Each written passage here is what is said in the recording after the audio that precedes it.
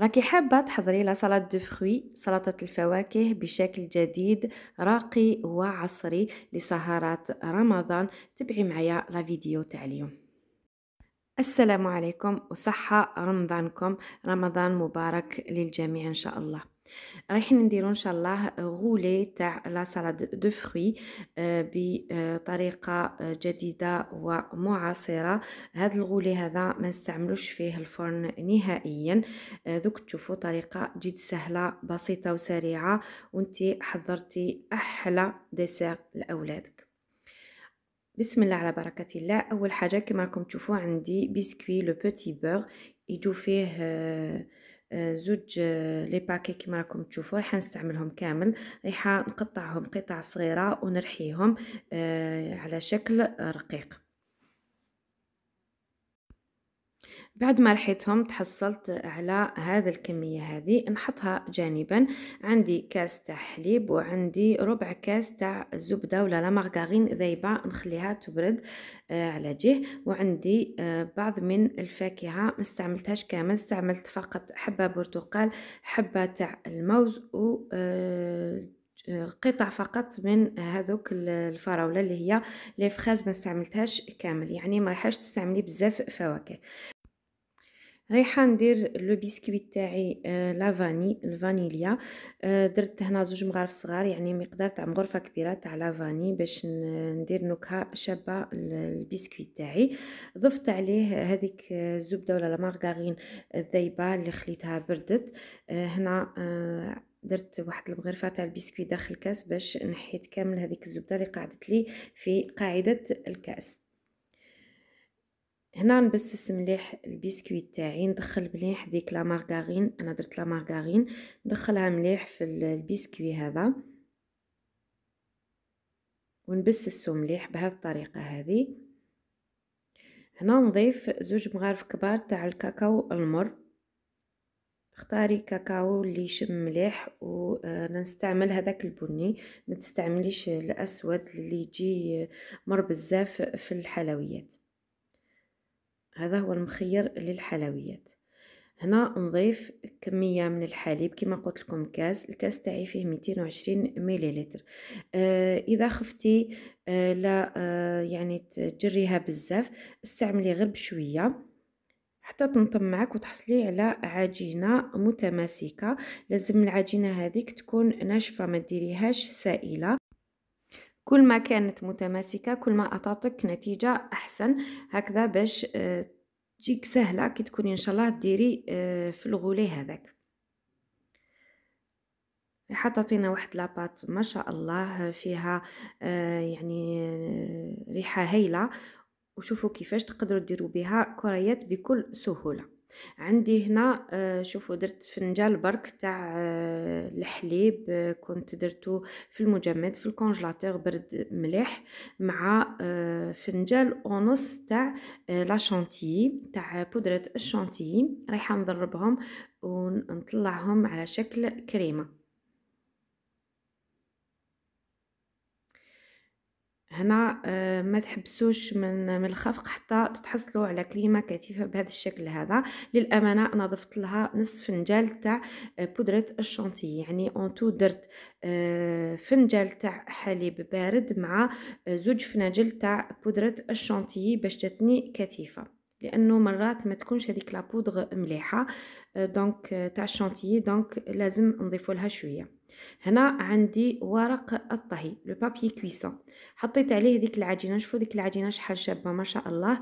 تقدري مام ديري بها دي بولات، ديري لهم شوكولا ولا رائعه. هاد لاباط هذه روعه روعه تاع البسكوي هذه، يعني تاع سريعه ليه بصح فريمون شابه.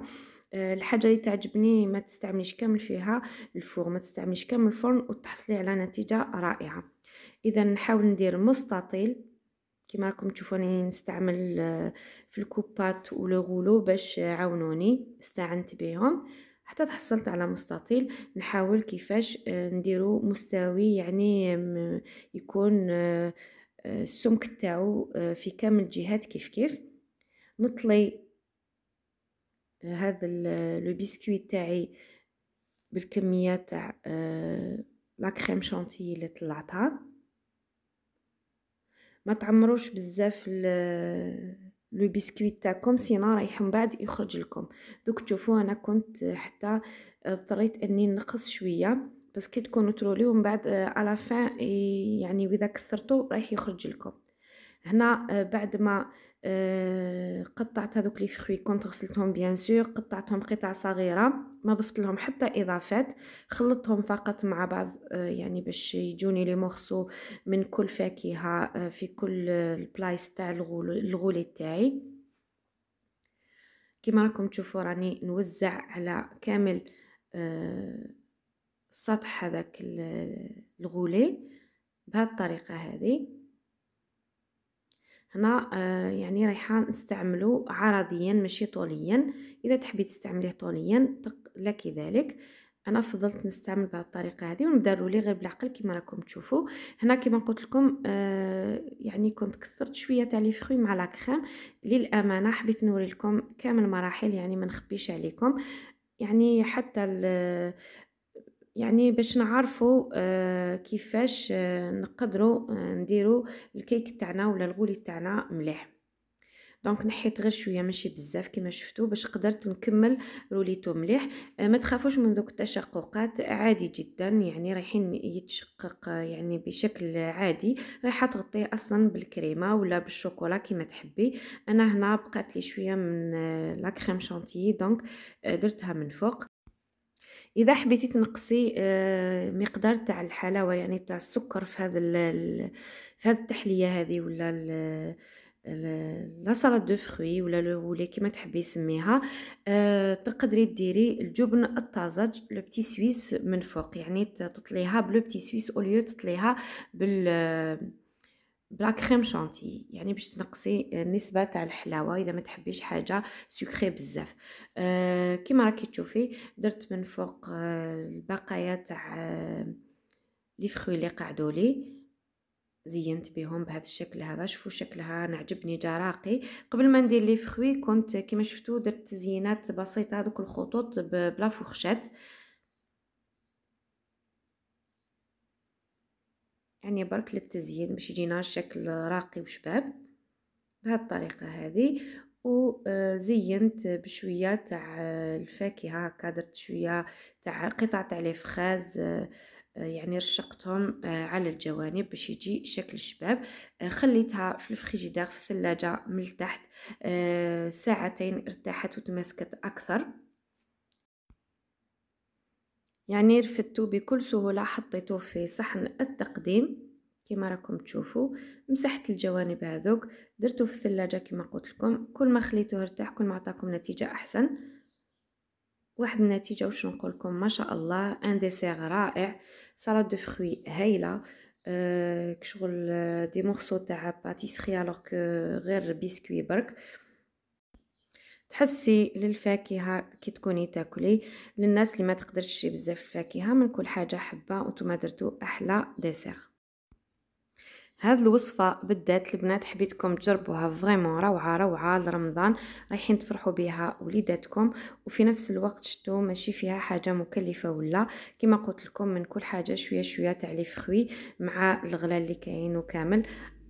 يعني فريمون اقتصاديه بارابور للوصفات الاخرين. بهذا نقول لكم دمتم في رعايه الله وحفظه، مع السلامه، الى فيديو اخر ان شاء الله.